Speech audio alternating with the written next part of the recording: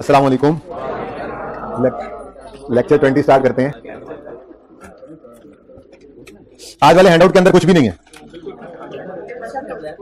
जो काम पहले से हैंडआउट्स के अंदर बिखरे पड़े हैं उनमें से कुछ एक समेटे हैं। ठीक है, कोई नया सवाल आज नहीं किया। 2 सवालों के सब नोट्स बनाएंगे। पहले तो सबसे पहला टारगेट ये है, कौन से सब नोट भला कौन से सब नोट? ये जो मैंने आपको कहा था, ये मैं ना सारा घर से मेहनत करके लाया हूं आपके लिए। ये देखो, ये सुबह शहरी के बाद ना मैंने बैठ के ये सवाल इसके ऊपर नोट किए। ये तो बोर्ड पे था, ठीक है ना। तो ये इसलिए किया, अलग से भी हो सकता था। ये इसलिए किया कि आप लोगों के सामने ये पहला सफा है रजिस्टर्स में, आपके सामने पूरा मैप भी हो ना। दूसरा सफा आपको खाली छुड़वाया था जिसमें ये यूं भी लिखा था मैंने आपकी क्लास में 7.1, 7.2, 7.3 होगा और ये 4 बना ले। ये हमने बनाया अभी तक, ठीक है ना। ओके, अब ये सब नोट्स बनाने हैं। पहले फैम वाले सवाल में, फिर कार्ली वाले सवाल में, उसके बाद फिर हम जो है वो उमर लिमिटेड, फिर वो यूएल, केएल और कल वाले के परसों वाले हैंडआउट के अंदर एक जो अभी जिसमें एक तस्वीर सही नहीं थी, एएल था। ये 3 एक जैसे सवाल हैं। इनमें से एएल वाला सवाल मैंने करवाया, उसका नोट भी बनवाया, और फिर यूएल और केएल दोबारा होमवर्क में चले गए। और एक ये जिसकी तस्वीर नजर नहीं आ रही थी आपको हैंडआउट में, वो भी दोबारा कॉपी करके मिल गया। ठीक है ना। तो काम शुरू करते हैं। रिलैक्स, आज कूल डाउन फेज है। बस शुगर शुगर में 2-3 नोट ऐसे बनाएंगे और आराम आराम से काम करेंगे। कुछ नया काम हमने नहीं करना। कल का दिन भी इस टॉपिक पे लगेगा, मे भी परसों का भी लगे। उसके बाद फिर हम नया टॉपिक शुरू कर देंगे। एक होमवर्क के अंदर आपको आज नया सवाल दिया जिसमें नोट बनाना है। उसके अलावा शायद मैं नोट का सवाल अभी और ना करवा नहीं सकता। फिर आपको जैसे बताया था, ये टॉपिक और अगले 4 टॉपिक्स ये इंटीग्रेटेड होते हैं आपस में। ठीक है ना। जैसे अब लेट्स से नेक्स्ट मैंने आपको पढ़ाना है अगर बोरोइंग कॉस्ट का टॉपिक, तो 10-11 दिन में वो टॉपिक पढ़ा जाता है। अब वो अलग से भी टेस्ट होता है, ठीक है। और फिर वो अलग से तैयार हो जाएगा। जब पूरा तैयार हो जाएगा, अलग से उसके पास पेपर करके उसको एग्जाम लेवल पे ले आए। अब फिर हम उसकी इंटीग्रेशन देखेंगे पीपीई के नोट के अंदर। तो ऐसा नोट का सवाल करेंगे जिसके अंदर बोरोइंग कॉस्ट की एडजस्टमेंट भी होगी। फिर लेट्स से हमने गवर्नमेंट ग्रांट, अब एक सवाल उस वक्त हो गया नोट का। फिर हमने लेट्स से गवर्नमेंट ग्रांट का टॉपिक किया। अब गवर्नमेंट ग्रांट का टॉपिक अलग से तैयार किया एग्जाम के लिए, पूरा तैयार हो गया। उसके बाद फिर उसने इंटीग्रेट होना है इसके साथ। तो एक सवाल उस वक्त नोट का करेंगे जिसके अंदर गवर्नमेंट ग्रांट की एडजस्टमेंट होगी पीपीई के साथ मिक्स।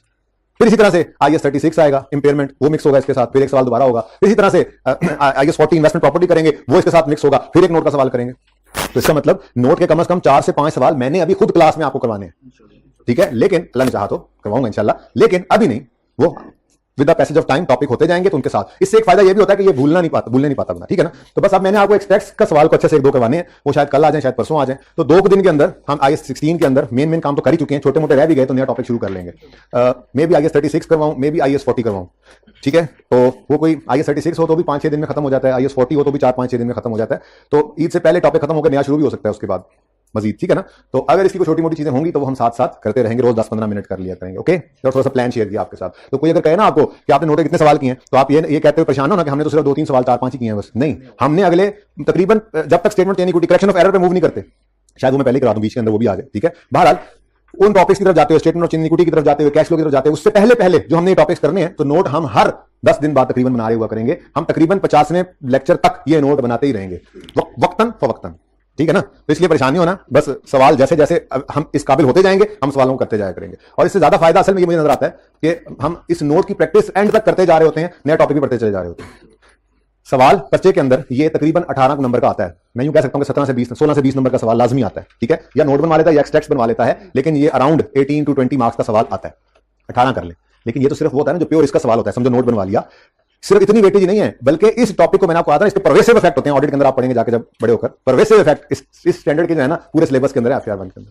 जैसे अभी 5 अगले टॉपिक 4 मैंने गिनवाए, इसके अगले 4 टॉपिक्स गिनवाए, वो तो वैसे ही इसके साथ शामिल होकर टेस्ट होते ही होते हैं, यानी वहां पे तो ये पढ़ाई है।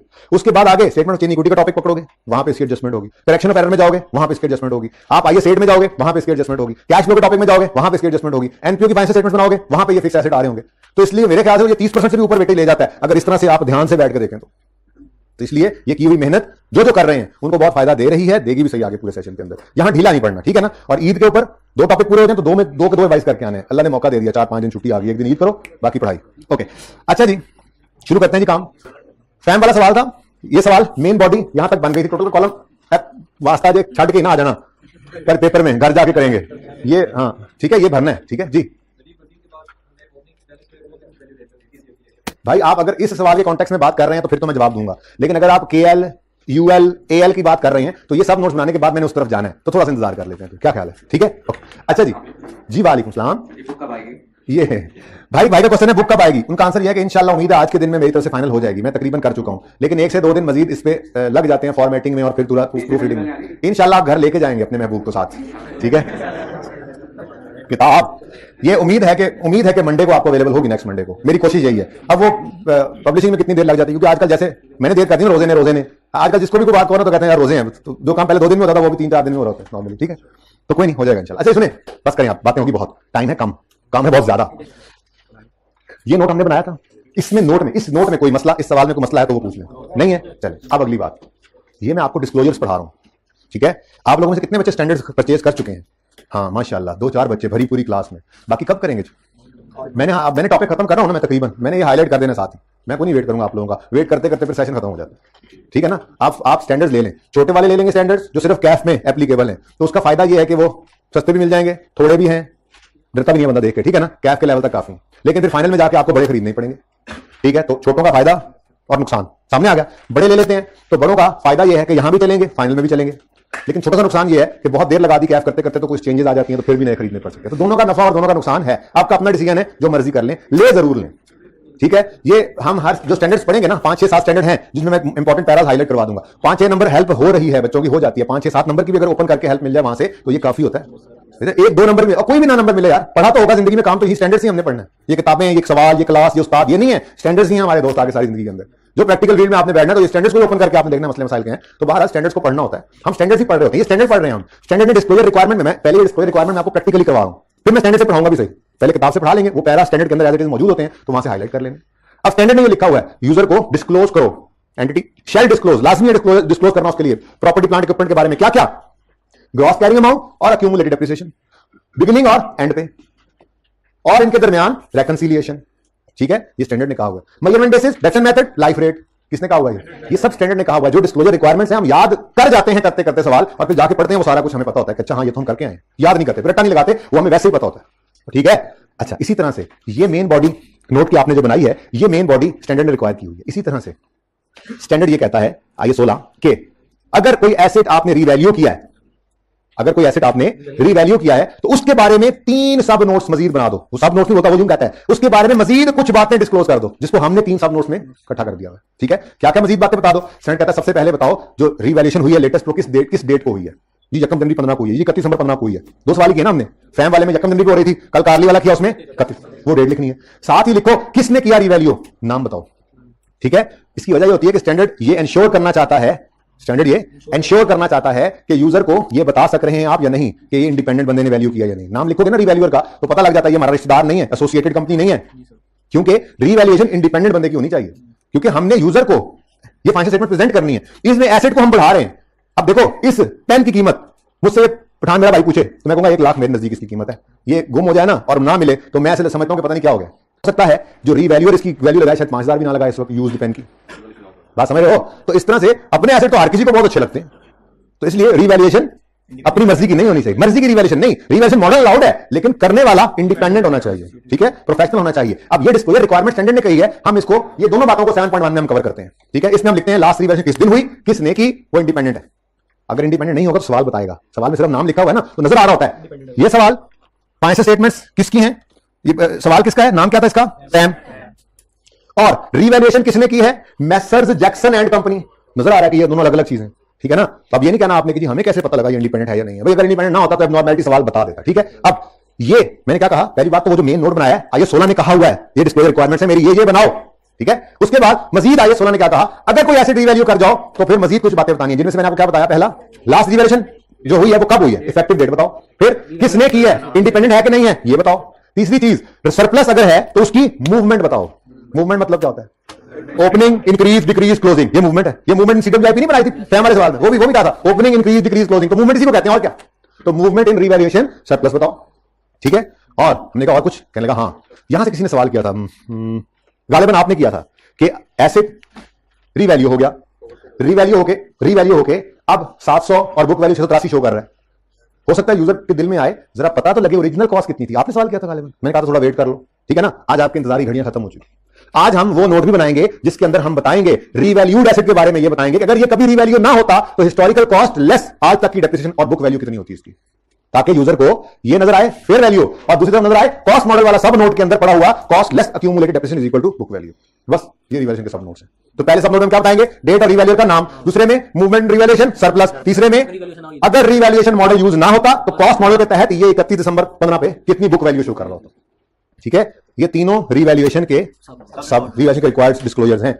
ये अगर सवाल में रीवैल्यूएशन है तो ये लाजमी है, और सवाल में रिवैल्यूएशन लाजमी होगी आपके, उसके बगैर सवाल की रौनक ही कोई नहीं होती, ठीक है ना। बगैर रिवैल्यूएशन के कौन सा सवाल आपको देगा वो, ठीक है। तो इसका मतलब ये 3, इसीलिए ये, वरना ये कोई तरतीब स्टैंडर्ड नहीं कहा हुआ कि रिवैल्यूएशन के सब नोट्स पहले आए और ये बाद में हो, ठीक है ना। वो तो मैंने पक्का इनको एलोकेट कर दिया। 7.1 होगा, मतलब जो पहला सब नोट होगा उसमें date of revaluation, name of revaluer. Number 2 में movement in revaluation surplus. Number 3 में अगर रिवैल्यूएशन मॉडल यूज ना होता तो कॉस्ट मॉडल के तहत बुक वैल्यू क्या होती है, क्योंकि रिवैल्यूएशन से हमारी जान छूटनी नहीं। इस सवाल में नोट का सवाल होगा तो रिवैल्यूएशन होगी, रिवैल्यूएशन होगी तो ये 3 डिस्क्लोजर होंगे, इसलिए पक्का साथ ही नती कर दिया। और उसके अलावा वाले नोट जो है हर सवाल में डिफरेंट है। जैसे फैम वाले में यहां कैपिटल वर्क इन प्रोग्रेस का सब नोट बना था, कल कार्ली वाला सवाल क्या उसके अंदर चेंज इन एस्टीमेट का सब नोट बनेगा, आज नहीं बनवाया, फिर किस दिन बनाएंगे। बोरिंग कॉस्ट आ जाएगी, उसका सब नोट बन जाएगा। इस तरह से डिफरेंट चीजें होती हैं, डिस्क्लोजर्स में पढ़ेंगे, डिफरेंट रिक्वायरमेंट्स होते हैं, ठीक है ना। वो एडिशनल डिस्क्लोजर्स वो जैसे जैसे सवाल में हो वैसे वैसे हम आगे बढ़ाते जाते हैं, बहुत आसान है। लेकिन ये जो रिवर्जन लाजमी है तो इनको पक्का एलोकेट कर दी ये वाला प्लॉट, ठीक है। अब तो सबसे पहला सब नोट क्या बन रहा है जी, ये देखो सवाल से रिवर्जन हुई है 1 जनवरी 15 को और की है Messrs Jackson and company chartered surveyor's ने, ठीक है। अब ये बात हमने यूजर को लिख के बता देनी है। देखो last revaluation was performed by Messrs. Jackson and Company Chartered Surveyors। अब ये पूरा आपने लिखना है, ठीक है ना।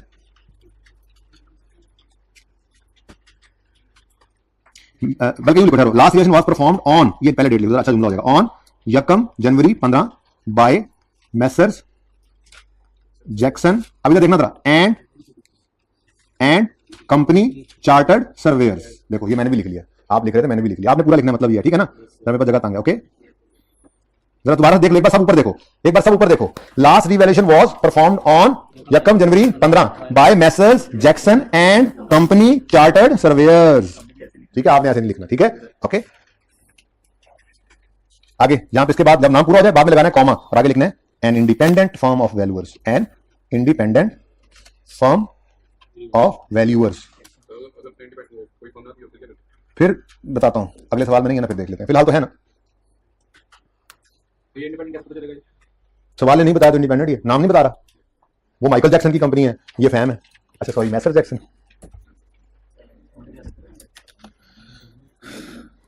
सही है। नेक्स्ट क्या बताया आपको, क्या कहेंगे आप, क्या बताओगे। Movement in revaluation surplus. अब पूरा लिखना है आपने, okay. Movement in revaluation surplus पूरा लिखना। अच्छा अब इसमें मैंने आपको बताया कुछ भी नहीं है जी, क्या करना है आपने बताना है जी ओपनिंग बैलेंस कितना था, ठीक है। उसके बाद सरप्लस या बढ़ता है या खत्म होता है।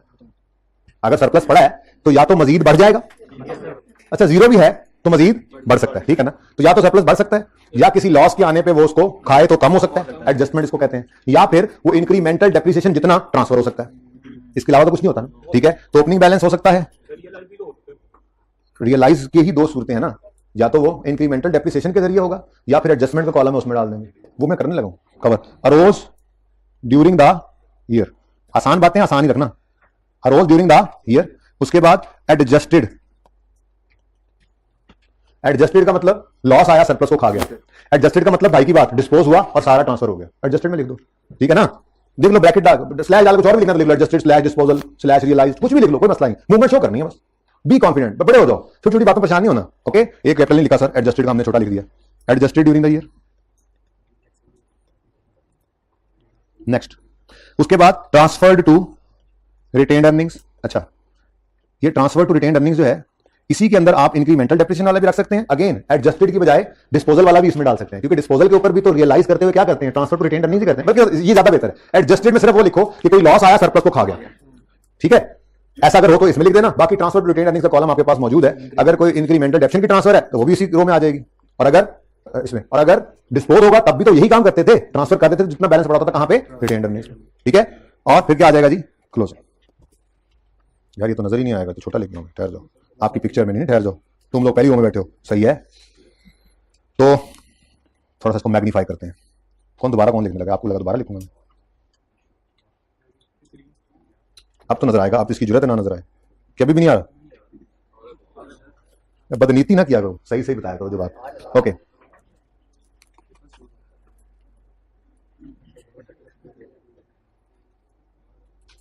अब भाई सब मेरी मजबूरी, आप मेरी भी कुछ मजबूरी आप। अच्छा जी 2 एसेट्स थे, एक लैंड दूसरा बिल्डिंग, तो दोनों को ऐसे लिख लेते हैं, दोनों में ही सरप्लस की मूवमेंट होनी है ना, अब क्या अलग अलग दो बार बनाएंगे? अच्छा, अब ये वाला, सॉरी क्लोजिंग तो पूरा लिखा ही नहीं, क्लोजिंग बैलेंस। अच्छा बच्चों, ये जो सब नोट है ये बनाने के लिए हमारी हेल्प किया करेगी हमारी वर्किंग। कौन सी वर्किंग? वही जालिम वर्किंग जो शुरू दिन से हर काम में हेल्प कर रही है। हमने एंट्रीज की तो वर्किंग, लेजर्स बनाए थे तो वर्किंग, नोट बना रहे हैं तो वर्किंग, आज सब नोट बना रहे हैं तो वर्किंग, तो वर्किंग ही वर्किंग। ओके, अब ये सब नोट बनाने के लिए वर्किंग हमने ओपन की, वही वाली जो आपके पास रजिस्टर्स में बनी हुई है। ठीक है, ये ग्रीन कॉलम हमने किया था, ये कहते हुए, बल्कि यूं समझ लो, पीपीई का नोट बनाते हुए हमने इसको सिरे से इग्नोर कर दिया। वर्किंग की थी पूरी, लेकिन जब पीपीई के नोट की मेन बॉडी बन रही थी तो क्या सरप्लस के कॉलम को कोई छेड़ा था हमने? ये सरप्लस आया था तो हमने क्या कहा था? लैंड को तो करो डेबिट, हमारी बला से जो मर्जी क्रेडिट होता है, हमारी बला अब रेलेवेंट होने लगी है। ठीक है ना, क्योंकि अब हमने क्या बनाना है? Movement in revaluation surplus. कितना सरप्लस इस साल में आया, कितना सरप्लस इस साल में गया, क्या ओपनिंग था, क्या क्लोजिंग है, तो वो तो सरप्लस ही बताएगा ना, पीपीई तो नहीं बता सकता। ठीक है, तो पीपीई का याद रखना, पीपीई का मेन नोट बनाते हुए ये कॉलम यूज होता है, और जब सब नोट्स में रिवैल्यूएशन सरप्लस की मूवमेंट शो करनी हो तो फिर इसको हम अनहाइड कर लेंगे, मतलब दिमागों में। ठीक है, अब ये देखो, ये मूवमेंट तो बनी हुई है, ये क्या है? एकदम जल्दी 15 पे ओपनिंग सरप्लस कितना पड़ा है? जीरो। याद है पहले दिन जीरो लिखा था, इस दिन के लिए लिखा था। ठीक है, ओपनिंग क्या है? जीरो। और रोज ड्यूरिंग द ईयर कितना हुआ? 400। कोई डेप्रिसिएशन के नाम पे ट्रांसफर हुआ, कोई डिस्पोजल के नाम पे ट्रांसफर हुआ, कोई लॉस आके खत्म किया इसको? नहीं। इसका मतलब ये मूवमेंट है तो बन भी गई है। तो ओपनिंग कितना था? जीरो। और रोज ड्यूरिंग द ईयर 400। कोई एडजस्टमेंट नहीं, कोई ट्रांसफर नहीं, तो क्लोजिंग भी कितना आ गया? 400। बन गया साहब नोट। बिल्डिंग का भी ऐसे बनेगा। देखो देखो, बिल्डिंग बनाते हुए, बिल्डिंग का नोट, मेन नोट बनाते हुए हमने इसको पुर करा दिया था। पुर क्या करा दिया था? पुर करा दिया था। लेकिन जैसे सब नोट आए हमें पता लगा इसको पुर कराना सही बात नहीं थी। रिवैल्यूएशन तो हर सवाल में होनी है, सब नोट रिवैल्यूएशन का सरप्लस की मूवमेंट वाला हर दफा बनना है, तो ये कॉलम है, ये नहीं, ये कॉलम रिवैल्यूएशन सरप्लस। ठीक है, तो जरा जल्दी से इसकी मूवमेंट भावे दिमाग में बना लो, भावे वैसे बना लो सफे के ऊपर। जल्दी करो, जल्दी करो, ये जल्दी करो, शाबाश। बन गई? कितने बादशाह बना चुके? दोबारा हाथ लग, मैंने देखा नहीं, सॉरी जी, बहुत कम, बहुत कम। रजिस्टर कहां है तुम्हारा? रजिस्टर कहां है तुम्हारा? है खुद करना है। अब पता नहीं गोला करा दिया तुमने उस्ताद को, गोली भी नहीं कराई। मैं अभी उम्मीद पे आस पे खुद करेगा, मुझे भी गोली हो गई, यहां भी नहीं गया। याशी खामोश, गुस्सा चेक करो अच्छा यार, क्या करो थोड़ा गुस्सा चेक। पानी नहीं पी सकते ना, अब तालियां पिएंगे। सुने, zero opening, rose 280। Transfer to retained earnings is है। ठीक है, व्हाट इज, क्या है? ट्रांसफर है टू रिटेन्ड अर्निंग्स। तो ये मूवमेंट बन गई जी। ओपनिंग 0, रोज ये देखो एसेट बढ़ा था और रियल सरप्लस भी बढ़ा था, क्रेडिट। तो रोज 280। बहुत आसान है, सिर्फ आसान नहीं है, एडजस्टेड कोई नहीं। ट्रांसफर टू रिटेन्ड अर्निंग्स, ये सरप्लस डेबिट कम हुआ था। ठीक है, और रिटेन्ड अर्निंग्स में चला गया था। क्लोजिंग ये वर्किंग से मैच करेगा, वो वर्किंग से 400, लैंड भी मैच कर रहा है। और एसेट वर्किंग से मैच, एसेट भी कर रहा होता है। मेन नोट में देखो, लैंड का क्लोजिंग 900, लैंड का क्लोजिंग एसेट का 900, बिल्डिंग का क्लोजिंग 585। वर्किंग में देखा तो बिल्डिंग का क्लोजिंग 500 किधर गया? ओ हाँ, अगर उसको निकाल दो ना, उसको निकाल दो तो बाकी बिल्कुल वैसे, बाकी बिल्कुल सही आएगा। यहाँ पे 600 आएगा और यहाँ पे सिर्फ 15 रुपए की डेप्रिसिएशन आएगी, गालिबन 15 थी, है ना? तो ये बिल्कुल 685 सही है। ठीक है, ओके, चलें। हाँ जी, समझ आ रहा है? चीजें मुश्किल नहीं होती हैं, बस आप ऐसे डरते बहुत हैं ना, डरा कर। Okay, next. मैं मुश्किल वाला पहले जुमला लिख लूं, फिर दूसरा ऑप्शन भी देता हूं। हैड देयर बीन 7.3, थोड़ा ऊपर आ जाओ, जगह बन गई है। Had there been no revaluation, had there been यानी अगर रिवैल्यूएशन ना हुई होती, बुक वैल्यूज पूरा लिखना आपने, book values would have been कितनी होती? कहता अगर रिवैल्यूएशन ना होती तो बुक वैल्यूज कितनी होती, वो बता रहे हैं। बुक वैल्यूज होती, यूं बोला जा रहा है ना, अगर रिवैल्यूएशन ना होती तो बुक वैल्यूज होती, होनी चाहिए, बताने लगे कितनी। ठीक है ना, लेकिन इसका एक आसान जुमला भी है, वो है book values at historical cost. ये अगर आप अपने पसंद, आप वैसे लिखना चाहें साथ तो लिख लें, मैं तो ये अंग्रेजी लिखूंगा, स्टैंडर्ड ने ये लिखा हुआ है ना। ठीक है, बाकी आप ये भी लिख देना, बीवीज ना लिख देना, बुक वैल्यूज लिखना। Book values under at historical cost, under historical cost. ठीक है ना, तो वो भी सही है, लेकिन मैं ये जुमला लिखा दूंगा हमेशा। ओके, मतलब इसका क्या है ये लिख लो, ये मतलब है इसका। ठीक है, बुक वैल्यूज हमने निकालनी है एट हिस्टोरिकल कॉस्ट। पता है क्या, याद है एक दिन हमने प्रूफ किया था कुछ, ये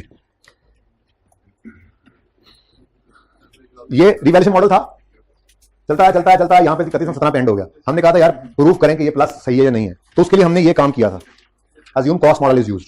ठीक है ना, यही काम असल में हमने करना है एक वर्किंग की शक्ल में। क्या मतलब, 31 दिसंबर 17 पर एसेट 167 की फेयर वैल्यू पे नजर आया है, हम चाहते हैं कि यूजर को ये बुक वैल्यू पे नजर आए, तो बुक वैल्यू कैसे निकलेगी? हम कहेंगे जी, इधर देखो, हम कहेंगे जी 360 का खरीदा था, 1 2 3 4 5 6 साल की डेप्रिसिएशन माइनस हुई और बुक वैल्यू आ रही है 144।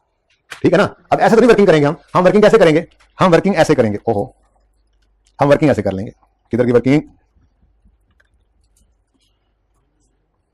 कॉस्ट लेस अक्यूमुलेटेड डेप्रिसिएशन, पूरा लिखना please, is equal to book value. Okay, अब यार ऊपर हेडिंग की जगह बना लेते हैं, बार बार थोड़ा ही बन सकता है। दो एसेट्स है ना, ओह, सी ऑस्ट मतलब कॉस्ट जी, लैंड भी है हमारे पास और बिल्डिंग्स भी हैं जी बच्चों। ये डाटा भी सवाल से मिलेगा, वर्किंग से नहीं। ये सब नोट वर्किंग से बना, ये डाटा सवाल से उठाया, ये सब नोट वर्किंग से बना। ये सब नोट के लिए आपको सवाल में वापस जाना पड़ेगा। वर्किंग तो रीवैल्यूएशन मॉडल शो कर रही है, बल्कि अब तो हमारा नोट भी रीवैल्यूएशन मॉडल शो कर रहा है। हम यही तो चाहते हैं कि यूजर को ये पता लगे, दिमाग लेना, यूजर को ये पता लगे कि कॉस्ट मॉडल होता तो बुक वैल्यू क्या होती लैंड और बिल्डिंग की, वो देखना चाह रहा है यूजर। जैसे हमारे भी एक यूजर ने बात की थी, जहन में इसके बात आई थी, तो ऐसे ही यूजर भी आम इंसान ही होते हैं, तो उनके जहन में जो बातें आ सकती हैं, जो रेलेवेंट इंफॉर्मेशन उनके लिए हो सकती है, स्टैंडर्ड्स उन्हीं को इंश्योर करते हैं कि हर बंदा डिस्क्लोज करे। ठीक है ना? तो ये हम डिस्क्लोजर दे रहे हैं। अब अगर कॉस्ट मॉडल यूज होता, कभी रीवैल्यू ना होता एसेट, तो क्या बुक वैल्यू होती? तो इसके लिए सवाल में आए, सवाल के अंदर हमने देखा तो लकीली कॉस्ट ही गिवन है, ऊपर लिखा है हेडिंग में कॉस्ट, यानी पहली रीवैल्यूएशन थी। मैंने कहा है आपको कि अभी जो अगले सवाल मैंने बोले हैं ना, अगले टॉपिक से मिक्स करना शुरू करेंगे, जब अगले सवालों में जाएंगे तो वहां पे जाके हमने ऐसे सवाल भी देखने हैं जिनमें पिछले साल या उससे पिछले साल कभी रीवैल्यू हुआ होगा और इस साल के अंदर वो ओपनिंग में रीवैल्यूड होगा ऑलरेडी। तो ऐसी सूरत के अंदर क्या करेंगे? ऐसी सूरत के अंदर फिर कॉस्ट, ये वाला सब नोट बनाने के लिए सवाल डाटा देगा हमें, ये नहीं कि डाटा नहीं दिया होगा उसने। ठीक है ना? जाहिर सी बात है, सब नोट बनवाना है तो उसको डाटा भी देना पड़ेगा। ओके, तो फिलहाल तो सवाल के अंदर कॉस्ट गिवन है। लैंड की कॉस्ट कितनी है जी? 500। हम यहां पे हमने लिखा कॉस्ट है लैंड की 500, और ये डेप्रिशिएट कितना हो चुका है? नहीं होता, तो फिर बुक वैल्यू कितनी आ गई? 500 ही आ गई। ये तो बहुत आसान है। अच्छा, बिल्डिंग्स की कॉस्ट कितनी है जी? 400, और पिछली क्लास में तो भूल ही गया, बच्चों ने मुझे एडिशन करवाया ही नहीं। ठीक है, अच्छा आप जरा ना, ये जब नोट एंड हो ना, और जब मैं इस पोर्शन को पॉज करवा के अगला शुरू करूंगा, तो मुझे याद करवाना, अगली रिकॉर्डिंग जरा बच्चों को देनी है, मतलब यूट्यूब पे चलानी है ना अगले पोर्शन की, वो जो एल केएल वाले सवाल है, रीवैल्यूड एसेट डिस्पोजल को देखना है ना असल में हमने, उसके स्टार्ट में ये बात मुझे याद करवानी है, ये मैं भूल जाऊँ। ठीक है, अच्छा उनको भी ताकि उस वीडियो में बता दें। अच्छा जी, अब बिल्डिंग्स असल में हमें चाहिए कब? एज ऑन, यानी 31 दिसंबर 2015। जी बेटा, हम ना ये नोट बना रहे हैं 31 दिसंबर 15 पे। ठीक है ना? 31 दिसंबर 15 पर ओपनिंग बिल्डिंग्स भी पड़ी हैं और एडिशन भी पड़ा है। अगर रीवैल्यूएशन मॉडल यूज ना होता तो ओपनिंग बिल्डिंग्स भी कॉस्ट पे होती, एडिशन भी तो इस दिन पड़ा होता कॉस्ट पे, उसको कैसे छोड़ देते? टोटल के अंदर रीवैल्यूड अमाउंट के अंदर तो टोटल में वो आ रहा है, फिर आपको रीवैल्यू नहीं किया तो इसको यहां भी नहीं लिखते, फिर रहने देते। टोटल एसेट्स में वो एसेट है ना, तो ये टोटल एसेट्स की बुक वैल्यू है, तो वहां पे भी टोटल एसेट्स की बुक वैल्यू होनी चाहिए। ये बुक वैल्यू रीवैल्यूएशन मॉडल वाली, वो बुक वैल्यू होगी कॉस्ट मॉडल वाली। ठीक है, तो इसका मतलब ये 400 नहीं, ये क्लोजिंग डेट पर 500 बन गया। ठीक है, ये 500 कैसे बना? ये ऐसे स्टार लगा के ना, हम कहां पे अब स्टार को पूरा करें, चलो यहीं पे कर देते हैं फिलहाल, यहां पे मैं फिलहाल 2 नंबर लगा रहा हूं। ये कैसे जी? 500 कैसे बना है? 400 जमा 100। ठीक हो गया, डन। उसके बाद अगली बात, ये एसेट अक्यूमुलेटेड डेप्रिसिएशन कितनी शो कर रहा था स्टार्ट पे? ये 80, लेकिन ये अक्यूमुलेटेड डेप्रिसिएशन किस दिन की है? 31 दिसंबर 14 तक की। पर हम इसको अब लाना चाह रहे हैं एसेट को 31 दिसंबर 15 पर, तो ये 80 की डेप्रिसिएशन प्लस इस साल की डेप्रिसिएशन भी ऐड होगी। ठीक है, अब इस साल की डेप्रिसिएशन कॉस्ट मॉडल वाली निकालनी हमारे लिए मसला होगा। ठीक है, देख लेते हैं। 80 तो हो गया ना ओपनिंग, ओके यहां कर लें, चलो ये तो ये पक्की रहनी चाहिए। 80 तो हो गया ओपनिंग, प्लस अब एक थे ओपनिंग एसेट्स जो रीवैल्यू हुए। अगर रीवैल्यू ना होते तो कॉस्ट कितनी होती? और रेट गिवन है या लाइफ गिवन है? ओरिजिनल लाइफ कितनी थी? किधर गिवन है? ये 2% गिवन है जी। ठीक है, अगर ये रीवैल्यू ना होता तो 400 ने भी 20% से डेप्रिशिएट होना था पूरा साल। ओके सॉरी, 2% से, अभी ना नोट करना, ये और शॉर्ट हो जाना। ठीक है ना, 2% से होना था, तो बोलो प्लस जो एडिशन हुआ 100 का, उसमें भी क्या होना था? तो इसका मतलब पूरे 500 को 2% कर लेते हैं। क्या ख्याल है? क्योंकि ओपनिंग में पूरा साल डेप्रिशिएट होना था, कॉस्ट पे रेट लगना था, फिर एडिशन भी पहले साल के दिन से एस्टिमेट किया हुआ, हमने अज्यूम किया हुआ है, तो समझो पूरे साल ही 500 के एसेट रहे थे। बोलो, तो यहां पर हमने कहा जी 500 का 20% 2%, और ये टोटल ये 500 इंटू 2% बनता कितना है? यानी कि 31 दिसंबर 14 तक की डेप्रिसिएशन 80 रुपए थी, जिसमें अभी एडिशन वाला 100 नहीं आया था। फिर इस साल की ओपनिंग वालों की प्लस इस साल के एडिशन वाली की डेप्रिसिएशन कितनी है? कॉस्ट कितनी होगी? 500, उसकी डेप्रिसिएशन कितनी बन गई? 10 रुपए। तो 80 जमा 10 90। ठीक हो गया, 410। दूसरी क्लास के अंदर ना ये 300 20 निकला है। नहीं 90 तो हो गया था, चले 12 जो भी था, ये याद करवाना मुझे, ठीक है। अच्छा जी, तो ये डेप्रिसिएशन सिर्फ बिल्डिंग की होती है, ओके। हाँ, लैंड किस तरह से 500 पे पहुंचा है ये मैंने आपको बता दिया, ओके। ये असल में तो ये है कि ये स्टार यहाँ लगा के ना यहाँ पे लगा लें, छोटा सा स्टार, ठीक है, ताकि यहाँ पे आपको बताओ ना पर्चे के अंदर इसको कैसे मैनेज करना है। 500 यूजर को, एग्जामिनर को बताना है ना कैसे बनाया हमने, थोड़ी जगह बना ही लेते हैं यार, कोई नहीं। आपने ब्लैक मार्कर यूज करना है सिर्फ पर्चे में, ये आपको जरा दूर से नजर पड़ जाए इसलिए मैंने इस तरह से लिखा है। ये 500 कैसे बना है जी, सिर्फ यूं लिख देना 400 जमा 100, ओके, सही है। इक्वल टू 500 लिखने की जरूरत नहीं है पर्चे में, बस इनफ है जी बच्चों। ये तो था हमारा पीपीई का नोट, ठीक है। इसमें अब देखें, अगर रीवैल्यूएशन है तो ये 3 सब नोट्स होंगे, नाम वाला, सरप्लस की मूवमेंट वाला और हिस्टोरिकल बुक वैल्यू वाला, ठीक है। ये 3 रीवैल्यूएशन की वजह से लाजमी होंगे। चौथा, पांचवा, छठा वो जरूरत के हिसाब से हर सवाल में बदला करेंगे, ये फिक्स रहेगा यहां तक, क्योंकि रीवैल्यूएशन के बगैर नोट, अगर रीवैल्यूएशन ना आए तो फिर तो सिर्फ इतना नोट होगा, फिर तो ये भी नहीं बनेंगे, लेकिन इसके बगैर सवाल आता नहीं है ना, इसलिए मैं यूं कह सकता हूं कि यहां तक तो सवाल होगा फिक्स। उससे आगे जैसे फैम वाले सवाल में मूवमेंट इन सीडब्ल्यूआईपी बनाया था हमने, मूवमेंट इन उड़ गया, मूवमेंट इन सीडब्ल्यूआईपी, ठीक है जी। उसके बाद कल जो सवाल किया है उसमें बनाया नहीं आज भी, लेकिन बनेगा कौन सा, इन 3 के बाद चेंज इन एस्टीमेट का।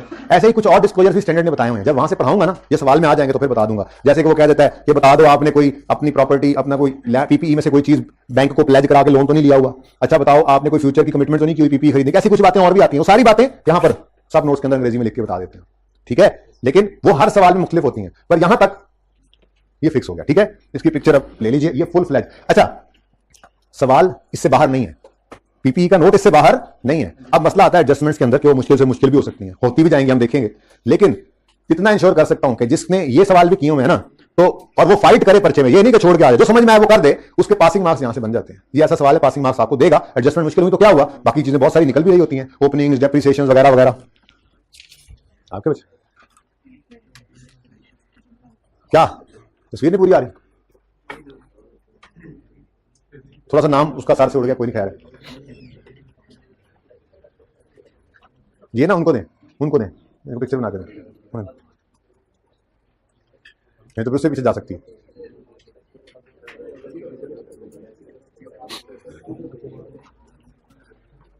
डन।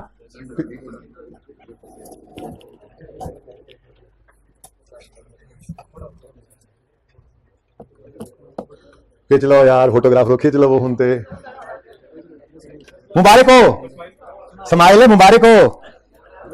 ये 3 सब नोट्स आप अगले 5 मिनट मुझे बना के दिखा रहे हैं। कर ले काम, और मुंह से नहीं बनाने, हाथों से बनाने, ये नोट जल्दी करो। सारे पठान भी बनाएंगे, शामिल हैं, मुझे पता है सर, मैं मुल्तान से हूं और आप मुझे केपी का बना देते हैं। मैं तो इसको कह रहा था, सब नोट किधर है, चेक कर रहा हूं मैं। पर हाइब्रिड वालों को क्या लगा, हजरत आप किस वक्त निकल के गए थे, किस वक्त निकले थे क्लास से? जब मैं कौन से सब नोट पे था?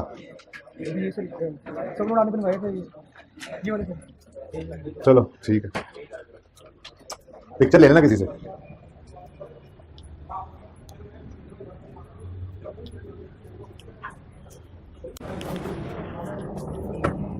अस्सलाम वालेकुम। अभी तो नोट नहीं खुला, काम पिछला दिखाओ जो चल रहा था, छापा पड़ गया आज है जी। ये जिन सवालों के साथ बनने थे उनके साथ क्यों नहीं बनाए? अच्छा, 2 रजिस्टर भाई ने रखे, आप बड़ा आदमी है भाई, तो है मेरी जिंदगी में, मैं से तो एक नहीं था बनता, मुश्किल से बनाता था। हाँ भाई, आपके भी 2 रजिस्टर? हाँ माशाल्लाह, सारे पढ़ने वाले हाइब्रिड बैठे हुए हैं, गोलियां कराते हैं उस्ताद को। कल ना वो नीट रजिस्टर लेके आना, कल मैं तुम दोनों का नीट रजिस्टर चेक करूंगा, ओके। हाँ, नाम नहीं दिया भाई, जरा फिजिकल में पहली क्लास और पहली लाइन के अंदर जो बच्चे बैठे हैं इस वक्त, ये बोर्ड के सामने हाथ खड़ा करें, मेरी आवाज आ रही है तो हाथ खड़ा करें। पहली रो वाले बच्चे, फिजिकल में पहली रो वाले बच्चे हाथ खड़ा करें। अच्छा, आ रही है, मैं क्या डोरे ने। अभी भाई ने सवाल पूछा हाइब्रिड में कि कार्ली वाले सवाल में रीवैल्यूएट का नाम नहीं दिया हुआ, क्या करें? आप पिछली क्लास का एक वाक्य आपको सुना देता हूं। वहां पे एक स्टूडेंट का हाइब्रिड के अंदर मैं जब चेक कर रहा था, नोट लिखा हुआ देखा, last revaluation was performed on 31 December 15 by Carly, full stop. तो मैं वहां गया, मैंने कहा भाई आपने कार्ली ही लिख दिया है। तो ने कहा सर और कोई नाम लिखा नहीं हुआ। तो मैंने कहा तुमने तो इस डिस्क्लोजर का मकसद ही बहुत कर दिया। इस डिस्क्लोजर का मतलब क्या था, हमारा कोई वाकिफ भी नहीं है जिसने रिवाइजन किया, तुमने तो इसी से करवा लिया, ठीक है। तो नाम नहीं गिवन तो कोई बात नहीं, सिर्फ लिखोगे on 31, last revision was perform on 31 दिसंबर 2015, बस फुल स्टॉप। और अगर बहुत तकलीफ हो रही है तो आगे यूं लिख लो by XYZ an independent form of valuer. इतना तो कर सकते हो, ठीक है ना। लेकिन मैंने उस बच्चे को फिर भी शाबाश दी, क्योंकि उसका कारली लिख लेने से उसके कोई -1 मार्क नहीं हो गए, लेकिन अगर वो कारली सही हो जाता तो उसको 25 में नंबर मिल जाते। ठीक है, ओके, शाबाश शाबाश। कोई सवाल अभी तक हाइब्रिड में?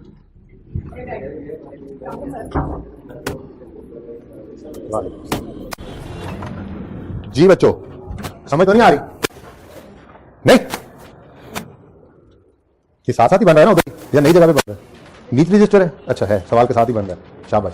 क्योंकि मैंने ना सफे छुड़वाए थे, मैंने कहा था पहला सफा नोट का, मेन नोट का, दूसरा सफा सब नोट्स का, साथ ही बन रहा है। पिछला सवाल बनाया, बन गया वो, शाबाश। जल्दी से बनाना है आप लोगों ने, खुद ही बनाना है, जल्दी करें। देखा ना बीच में वर्किंग आ गई, क्योंकि सफा नहीं छोड़ा था, कहा भी था सर ने इसके नंबर भी कटते हैं ओवर राइटिंग के। अब ये बड़ा अजीब सा बन जाता है। अच्छा ये बड़ा अजीब सा हो जाता है, बच्चे के लिए बता रहा हूं कि आपके एक सफे के ऊपर शुरू हुआ सवाल की रिक्वायरमेंट वाला काम, बीच में वर्किंग आई और फिर रिक्वायरमेंट आगे चली गई। ठीक है, ऐसा नहीं करना, ऐसा नहीं करना, अवॉइड करना है इसको जी। एडजस्टेड के अंदर मूवमेंट में वो फिगर लिखिएगा कि जैसे सरप्लस ओपनिंग में पढ़ा था, एक लॉस आया, सरप्लस को खा गया थोड़ा या ज्यादा, उसको एडजस्टेड में डाल देना। और कोई सवाल समझ आ रही बेटा? फर्स्ट डे आपका आज है, आप क्लास के बाद फैकल्टी रूम में आके मिले। और किसी का सवाल?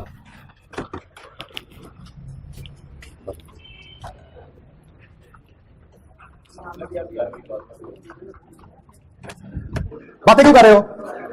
सारी आवाज आती रही भाई, कैमरा में आती रही होगी। इनकी खैर है, फिर फिजिकल वालों की, ऑनलाइन वालों को जानी चाहिए आवाज हर क्वेश्चन की। मैंने उनसे कल भी वादा किया कि मैं हर सवाल रिपीट किया करूंगा। भाई मेरी क्लास के अंदर एक असूल आज के बाद होगा, सवाल का जवाब उसको मिलेगा जो सवाल करने के साथ ही मुझे ये कहेगा सर क्वेश्चन रिपीट कर दें ऑनलाइन वालों के लिए। जो ऐसा नहीं कहेगा उसको मैं जवाब नहीं दिया करूंगा। मेरे पास और हल कोई नहीं है। मैं पिछले सेशन से नियत कर रहा हूं कि जब भी बच्चा सवाल करेगा फिजिकल का, मैं ऑनलाइन वालों के लिए रिपीट करूंगा। लेकिन क्लास पढ़ाते मुझे याद ही नहीं रहता, उस वक्त जोश के अंदर भूल जाता हूं। उसके हल अभी अभी एकदम से अल्लाह ने मेरे दिल में डाला है कि जवाब उसको मिलेगा, जवाब उसको मिलेगा जो ऑनलाइन वालों के लिए मुझे याद कराएगा सर जरा सवाल रिपीट कर दें। और ये बात याद रहे, हम लोगों को ये याद कराओगे तुम और अगर याद नहीं कराएंगे ये तीनों दिन की खैर नहीं है। ठीक है, ओके। क्या शुरू करें जी? कितने बच्चे बना चुके? माशाल्लाह, इतने थोड़े, जल्दी करो। अभी एसेट को रिवैल्यू करके बेचकर उसका नोट भी बनाना है, कुछ नया काम नहीं करना आज हमने। ये तो मैंने मजाक किया था। नो, इसकी जगह रखें जहां जहां चेंज इन एस्टीमेट्स वालों में आएगा, जगह छोड़ते जाइएगा 10-10 लाइनें, जितने सवाल के अंदर डाटा में होंगे। मैक्सिमम वो जो डिस्क्लोजर जो आप स्टैंडर्ड खरीदेंगे ना, प्लीज जो स्टैंडर्ड्स आप खरीदेंगे ना, वो स्टैंडर्ड्स के अंदर एक पैरा के अंदर सारे जो डिस्क्लोजर लिखे हुए हैं ना, वो मैक्सिमम है, उससे बाहर नहीं होंगे। अब वो स्टैंडर्ड होगा। भाई कह रहे थे मैक्सिमम कितने होंगे ऑनलाइन वालों?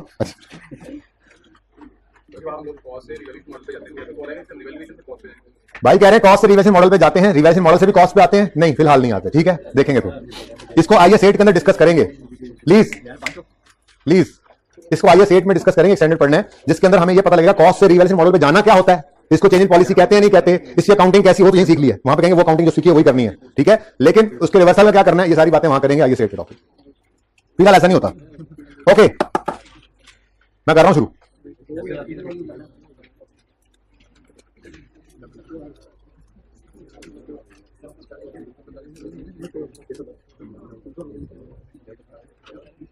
जी लास्ट रिवैल्यूएशन इधर देखो भाई, सवाल में चूंकि डाटा नहीं है तो इतना काफी था, लेकिन चलो वैसे सवाल में हुआ करेगा नाम रिवैल्यूअर का। क्योंकि बेटा बातें बंद कर दे प्लीज, बस अब जो कर रहे हैं रुक जाए बस, क्योंकि ये एक डिस्क्लोजर रिक्वायरमेंट है, इंपॉर्टेंट भी है। ठीक है, तो ये डिस्क्लोज करवाना होता है सवाल वाले ने, एग्जामिनर ने, तो इसलिए वो रिवैल्यूअर का नाम लिखेगा। आप इसकी टेंशन न लें, आपको बस ये पता होना चाहिए कि वो नाम को हमने यहां पर कैसे लिखना है। ओके, तो इसलिए मैं वो लिख रहा हूं आगे, वरना जरूरत नहीं थी, इस सवाल के लिए इतना काफी था। अगर ना हो नाम तो बस ये काफी। ठीक है, लेकिन उस वक्त भी किसी को बहुत तकलीफ होनी, मैंने बताना है ये, तो फिर वो इस तरह से वहां पे कर लेगा। कैसे? By X, Y, Z an independent form of value. Okay, next उसके बाद जी कौन सा सब नोट बनता है? Movement in revaluation. साढ़े प्लस नहीं, तुम्हारा प्लस भी सड़ गया, माइनस प्लस जी। क्या है जी? मूवमेंट इन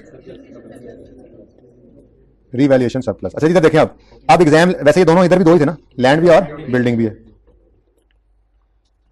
अच्छा इधर देखें, अब पर्चे के लिए वो लंबी लंबी कहानी हमको नहीं लिखेंगे, अरोज ड्यूरिंग द ईयर, बस ठीक है। Opening arose, adjusted, transfer, closing, that's it. ठीक है, हाँ हाँ। बी अ ब्रेव दिलेर one, opening arose during the year, adjusted, transferred और क्लोजिंग।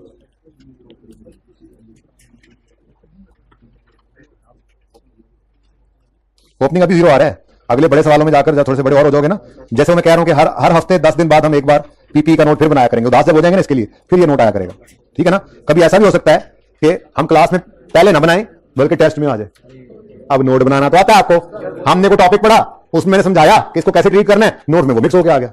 अब वो आपको टेस्ट के अंदर अप्लाई करना पड़ सकता है। जाहिर है पहले करवाऊं तब भी सवाल हमने करना है, टेस्ट में आ जाए तो आपको पता है टेस्ट के साथ भी हम क्या करते हैं, तो वो सवाल तो बाहर नहीं होता है। ठीक है, लेकिन कम से कम 5-1 सवाल मजीद इसके मेरे हाथ से होंगे, मेरे अलावा आपको पता नहीं कितने करेंगे साथ साथ। ठीक है, इंशाल्लाह। बोलो। अच्छा जी, अब ये दूसरा वाला आ गया जी। लैंड भी है और बिल डिंग भी है। हमारा साल 31 दिसंबर 15 वाला है। बोलो, नोट बना रहे हैं इसका। 31 दिसंबर 14, 31 दिसंबर 15 तक 500 हुआ, यानी डेप्रिशिएट होकर ये पहुंच गया यहां पे। ओके, और फिर रीवैल्यू हुआ तो 150 का रीवैल्यूएशन सरप्लस आया। इससे पहले कोई नहीं चला आ रहा था, ऐसे ही है। ओपनिंग 0 और 150 का सरप्लस आ गया। अब डेप्रिसिएशन होनी नहीं है, वैसे तो लैंड है लेकिन बिल्डिंग डेप्रिशिएबल एसेट भी होता तो इसकी डेप्रिसिएशन ही नहीं होनी थी, ये रेंट वाला जो है, तो इसलिए इसकी ट्रांसफर की फिगर आनी को नहीं थी। बहरहाल 0 फिर ठीक हो गया। बिल डिंग ओपनिंग 0 था ना, 700, कोई एडजस्टमेंट, ट्रांसफर भी कोई नहीं, तो भाई ये सब नोट ना आपकी ओ, ये ट्रांसपोजिशन एरर कराता है, याद रखना, मैंने ये बताना था भाई। करेक्शन ऑफ एरर का टॉपिक पढ़ना है ना, उसमें टाइप्स ऑफ एरर के अंदर एक एरर होता है ट्रांसपोजिशन एरर, वो यही होता है, ये बता रहा था मैं। ओके, 710। अंगूर खट्टे हैं क्या मतलब, ये किसने बोला? ये कैसे, मैंने मैच करो तुम, यहाँ पे अंगूर खट्टे हैं तो आज मैच करो। तुम्हें ये कहना चाहिए था, तुम्हें कहना चाहिए था यार उस्ताद लगाए, मतलब उस्तादी लाइए, ऐसी तो बात करते हैं, लेकिन अंगूर खट्टे हैं जी। सवाल भाई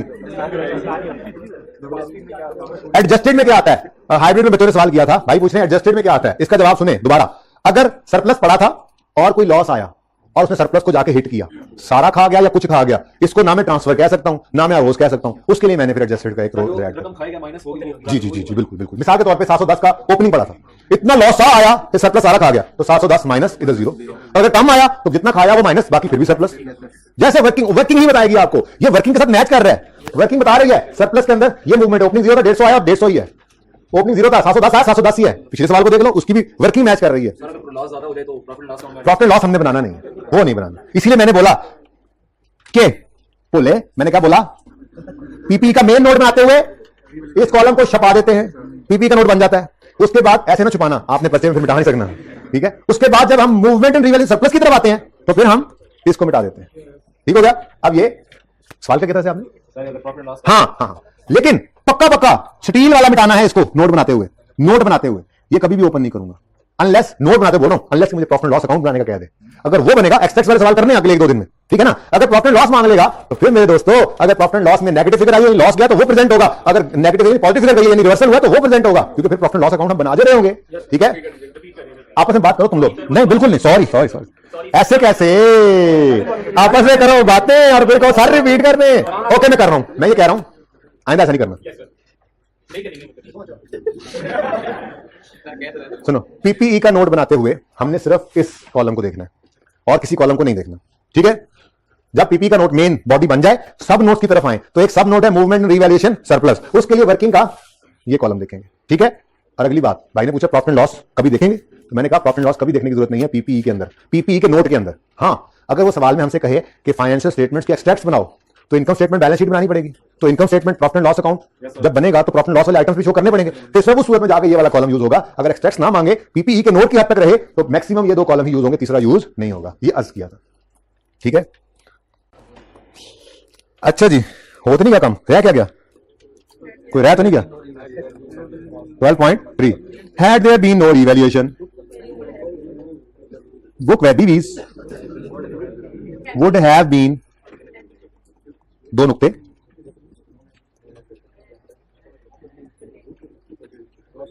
जी, कॉस्ट, एक्यूमुलेटेड डेप्रिसिएशन और बुक वैल्यू। जी आप सवाल की तरफ फिर गए। लकीली इस कल वाले सवाल में भी पहली रिवैल्यूएशन थी और कॉस्ट रेडिली अवेलेबल थी। सवाल ने दी क्या हुई है, ये देखो सवाल ने यहां नहीं लिखा हुआ कॉस्ट स्लैश रिवैल्यूड अमाउंट कि हम परेशान हो कि कॉस्ट है रिवैल्यूड अमाउंट।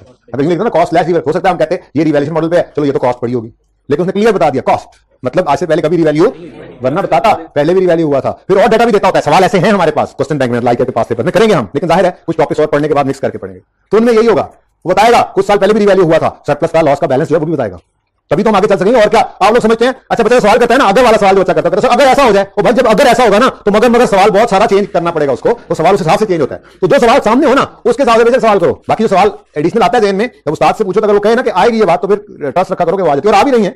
हमारे उधार आहिस्ता आहिस्ता उतरते चले जाते हैं, बनते हैं किसी भी टॉपिक के अंदर, फिर उतरते जाते हैं, फिर बनते जाते हैं। जो 50-55 लेक्चर का वादा किया वहां जाके वो भी पूरा होगा इंशाल्लाह, बशर्ते जिंदगी। तो कॉस्ट गिवन है जी, लैंड की 500, बिल्डिंग की 1000, तो कॉस्ट है 500 और 1000 जी। ये लैंड की डेफिनेशन मैं निकाल लेता हूं, बिल्डिंग की आप निकाल दें, मुझे बता दें। अच्छा बच्चों एक चेंज इन एस्टीमेट हुआ था, भूल तो नहीं गए, भूलना नहीं था, ठीक है। देखें रीवैल्यूएशन से पहले एक एस्टीमेट चेंज को अप्लाई किया था साल के पहले दिन, बोलो तो फिर उसको तो यहां पर भी लेना चाहिए, ठीक है। अब सुनो इधर, तो सुन ले यार उधर क्या रखा है यार, सुन ले, फिर मसला जो है मुझसे पूछ ले भाई, नहीं छोड़ूंगा, समझा के छोड़ूंगा इंशाल्लाह जी। 31 दिसंबर 14 पर एक्यूमुलेटेड डेप्शन कितनी है 600। ये कब तक की डेप्शन है 31 दिसंबर 14 की। हमें बुक वैल्यू किस दिन की चाहिए 31 दिसंबर 15। भाई ये यहां पूरा होने दें, अभी ना ब्रेक लगाएं, ठीक है। हाँ 31 दिसंबर 15 की, इसका मतलब 31 दिसंबर 14 तक की तो हो गई है। अब अगर एस्टीमेट चेंज ना हुआ होता तो हम मजीद एक साल की डेप्शन ऐड करते और वो होती 600/20 कितनी, सॉरी 1000/50 20, यानी कि एक 20 और बढ़ जाता 620 हो जाता। लेकिन मसला क्या हुआ, इस साल में एस्टीमेट बदल गया। अब एस्टीमेट का बदलना पिछले साल पे इफेक्ट नहीं डालता, ये समझाया था, ठीक है ना। तो इफेक्ट तो सिर्फ इस साल के ऊपर पड़ना है, ठीक है, सही है ना। तो इसका मतलब अगर मैं यहां पर कॉस्ट एक्यूमुलेशन निकालना चाहूं तो मैं यूं कह सकता हूं कि ओपनिंग, वो लेजर में स्टेटमेंट फॉर्म में लिख रहा हूं ऐसी लाइन में, ओपनिंग बैलेंस होता था जी इसका कितना 80 है, नहीं कितना 600, ये ओपनिंग बैलेंस आ गया।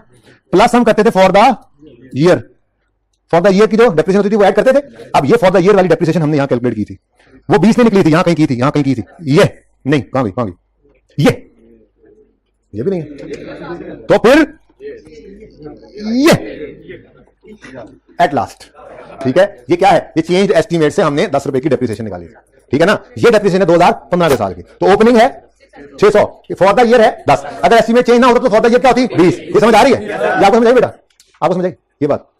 फीमेल स्टूडेंट लास्ट रो कोने में, समझ आई है, नहीं आई, क्यों समझ नहीं आई, कहां पे पहुंचे, कहां पे रुके हुए, मुझे बताए ना वहां से बेटा। कोई एक बच्चा भी अगर गायब होगा तो ताकत मार्क्स तो गायब हो जाता है ना साथ ही। कहां से मसला है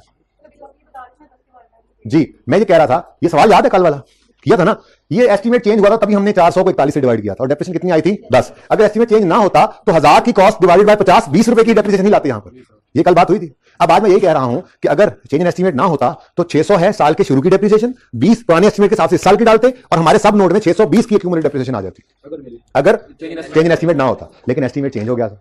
अब 600 की डेप्रिसिएशन तो पिछले साल तक की थी, उसको तो नहीं छेड़ना होता एस्टीमेट चेंज में। इस साल चेंज एस्टीमेट वाली डेप्रिसिएशन कहां पड़ी हुई है, वो हमारी वर्किंग में ऑलरेडी निकली हुई थी, ठीक है। वो हमने क्या किया था, book value at the date of change in estimate पकड़ी थी, उसको रिमेनिंग लाइफ 41 करके, कल बड़ी डिस्कशन की थी, 41 करके 10 निकाला था। तो ये 10 इस साल की डेप्रिसिएशन है, अभी रिवैल्यूएशन मॉडल लगा ही नहीं, ठीक है ना। तो फिर यहां पर जी नोट्स में जी बाद में देख, हाँ बिल्कुल कर सकते हैं जी, कर लीजिएगा जी। बोले पता नहीं वो रिवैल्यूएशन मॉडल है, अगर स्टार्ट होता है ये रिवैल्यूएशन फिर डेप्रिसिएशन रिवैल्यूड एसेट की निकली हुई होगी, फिर फंस जाओगे। तो रूल ऐसा बनाओ ही ना जिंदगी के अंदर जो कहीं जाके फंसा दे। हर जगह पे काम करने वाली चीज है वर्किंग। बोलो फॉर द ईयर कितनी है 10, ये 10 हमने कहां से लिया जी, वर्किंग 2 से, ठीक है जी। और टोटल क्या हो गई 610 और ये बन गया 390। बेटा आप जरा बताओ ये बात समझ आई आपको, अभी भी नहीं समझ आई सही तरह। चलो क्लास के बाद आओ, फिर चेंज इन एस्टीमेट की हेडिंग बनाकर 10 एक लाइनें होनी चाहिए, खाली छोड़ दें, ठीक है ओके। ये पूरा सवाल मैंने सब नोट्स पे छुड़वाया था। अब अभी असल में ना बहुत सारी चीजें नहीं ना एक दिन नहीं करवाई जा सकती, वरना आसान था, यहाँ चल चलाओ में बात चल रही है, सवाल की फिगर्स तक याद है, ये भी करवा देते। नहीं अभी नहीं, मुझे पता है मैंने कब करवाने जी बेटा, तेज करवाने पहले जी 17 पे कर दें, 18 पे कर दें। अच्छा जी ये पार्ट यहाँ क्लोज करें, साथ ही दूसरा पार्ट करते हैं।